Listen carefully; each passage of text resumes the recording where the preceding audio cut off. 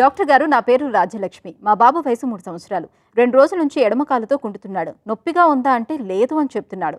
ఇంతకు ముందు ఎప్పుడూ ఇలా చేయలేదు. మా బాబుకున్న సమస్య ఏమిటి? ఇదేమైనా అనారోగ్య సమస్యనా? ఇప్పుడు మేమేం చేయాలి? సలహా ఇవ్వండి అని అడుగుతున్నారు. ఈ ప్రశ్నకు డాక్టర్ గారి సమాధానం ఇప్పుడు తెలుసుకుందాం.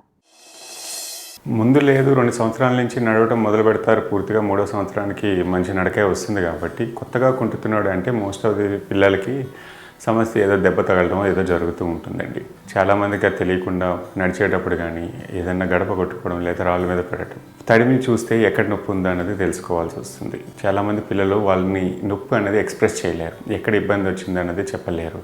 ఆడుతున్నప్పుడు లేకపోతే పరిగెడుతున్నప్పుడు ఏదో ఒక సమస్య రావచ్చు. ముఖ్యంగా ఎప్పుడు లేనిది కొత్తగా చూస్తున్నారంటే ఈ సమస్య ఎక్కడ ఉంది అనేది, మోకాల వల్ల ఇబ్బంది ఉందా లేకపోతే పాదంలో ఏమైనా దెబ్బ తగిలి ఇబ్బంది ఉందా, తడిమి చూసినంతకాలం తెలుసుకుంటే నొప్పి అనేది ఎక్కడ ఉందో తెలుస్తుంది. మీకు ఇబ్బంది అనిపిస్తే మాత్రం డాక్టర్ని చూడండి. ఏదైనా కొత్తగా ఏమైనా సమస్య తయారైందా లేకపోతే దెబ్బ తగలటం వల్ల వచ్చిందా అనేది నిర్ధారించుకోవాలి.